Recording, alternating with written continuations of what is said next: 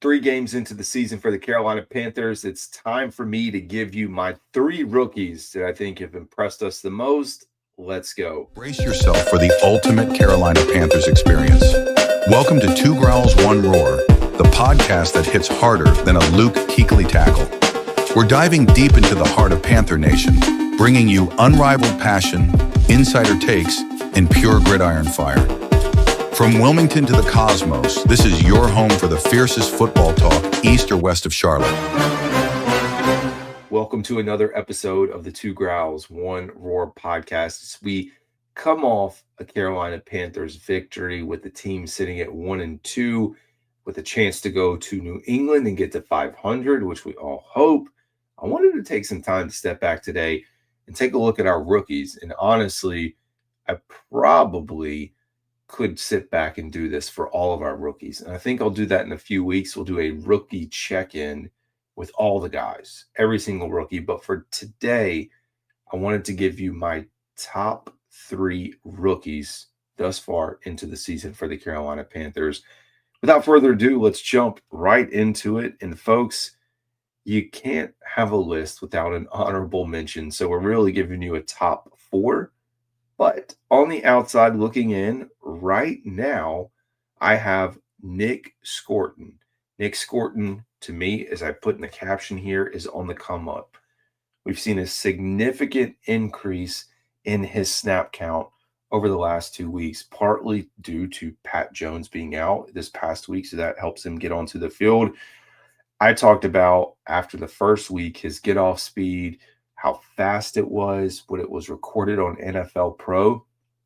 I think the more that you get him out there, the more comfortable this guy's going to get. And I know we have seen the move. He's got a really nice spin move for those that haven't gone back and watched him or seen it in the game. It's there. He's got the talent. I think the more reps that you can get, the better.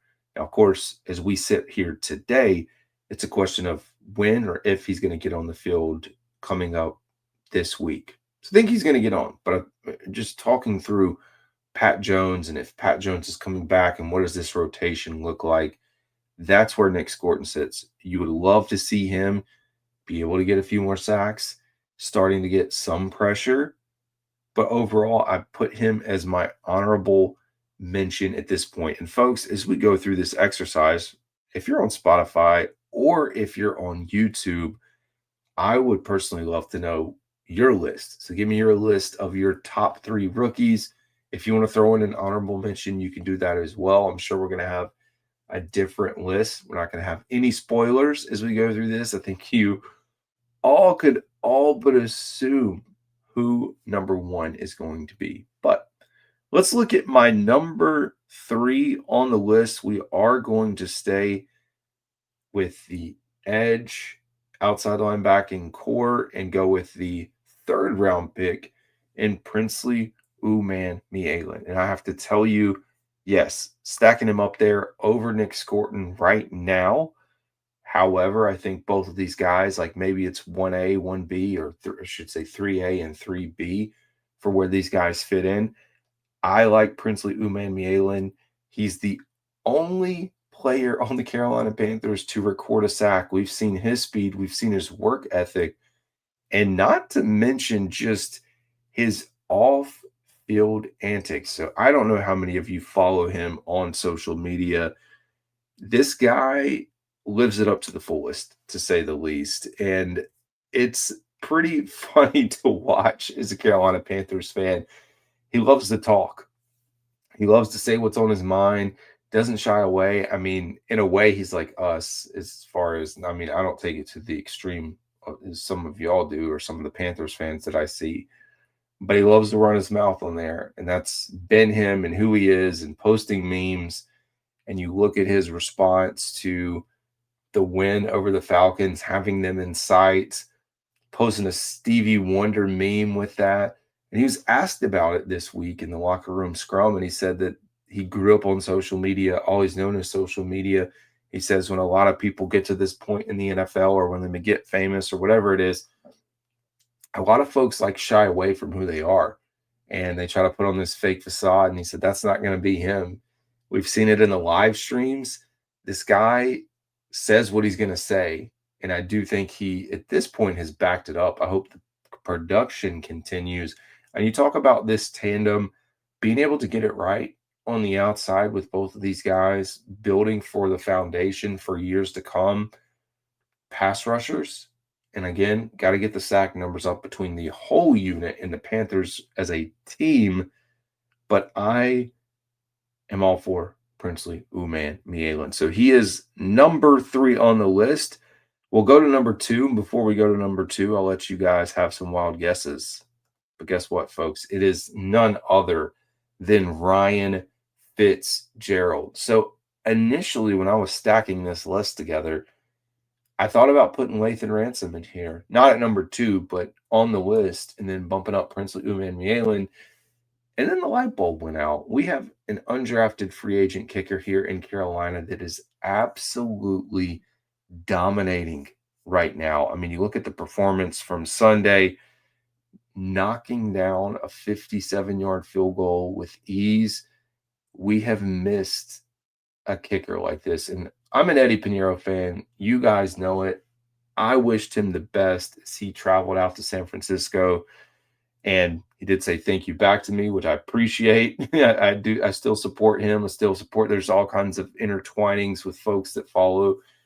But Ryan Fitzgerald, man, you look at what he's been able to do in the kicking game, multiple ways. 5 for 5, or excuse me, 5 field goals, 5 extra points so far. But yeah, 5 for 5 on both. He's made from 20 to 29, 30 to 39, 2 from 40 to 49, 1 50 plus, which we saw. 5 for 5 on his extra points.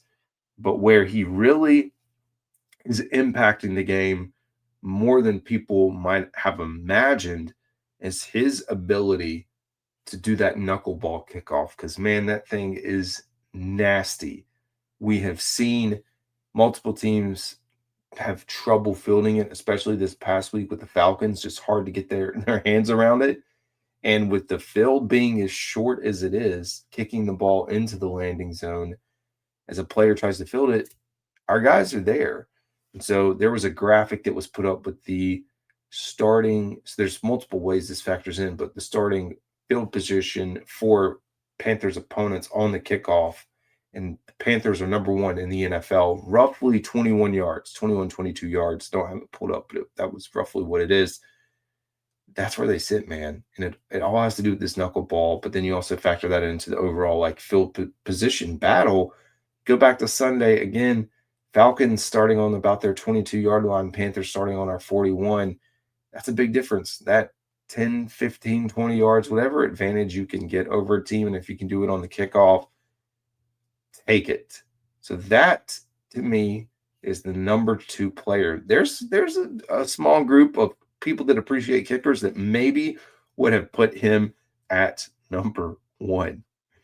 Let's get back into it. And yes, you could have guessed this. Number 1 for me for the Carolina Panthers rookie breakout is none other than Tetairoa McMillan. This guy has been the part. We talk about guys being the part, but Ryan Fitzgerald, undrafted free agent, we didn't have a lot of expectations, or at least I didn't. We wondered through training camp if he was even going to make the cut. You have the competition with Matt Wright, but things panned out in his favor for the better. Tetairoa McMillan's a top 10 pick, number 8 overall. There was a group of the fan base that wanted defense. There was a group of the fan base that did not want him.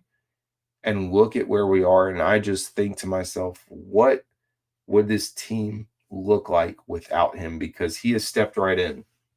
He hasn't been perfect. We'd love for him to improve on some of the downfield catches, maybe using 2 hands, being able to make some of these contested catches. I think that will come. But a player through 3 games of the season, 14 receptions, 216 yards, by far the favorite target of Bryce Young with 27 targets compared to JT and Chuba Hubbard, who have 14, Hunter Renfrow with 19. I mean, he knows, as in Bryce Young knows where to get the ball. We've seen him make really nice plays, catch and run. He hasn't broken one off yet. He hasn't scored a touchdown yet, but it's coming. Averaging about 72 yards per game, 15 8.4 yards per catch. And I mean, for context, guys, his numbers are going to fluctuate between 1,200, 1,400, 1,000. In general, if he keeps this pace, we're talking about 1,000-yard season at least. Of his 14 receptions, 12 of those have been first down. Then he has 76 yards after catch. So Tetairoa McMillan is the part. He's who we thought he would be and more, in my opinion. And now it just sets a new standard to me for what we expect. Now this is all about the rookies, but of course we, in the back of our mind, think about XL. Can he progress? Can he come along? We're waiting to see. But you've got a blueprint of a guy who can do it and how it's supposed to look right in front of you. And they're not the same player. They're not the same type or anything close to that. And I'm just saying from a production standpoint of what we could potentially expect as Carolina Panthers fans. So that is my top 3. Going back over it, Nic Scourton, honorable mention.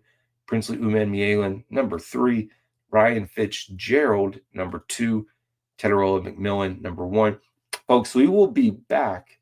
I've got everything planned and ready to go for the preview of the New England Patriots. We will likely get that out either late tonight or early in the morning. We're not going to have this delay this week. We're getting it out. I like to wait at least until Wednesday so I can get the first injury report. But either I'll record it late tonight or early in the morning. You guys will have that. We'll keep it rolling. And again, don't forget to drop those comments and let me know who your top 3 is. As always, this is Carolina Dad.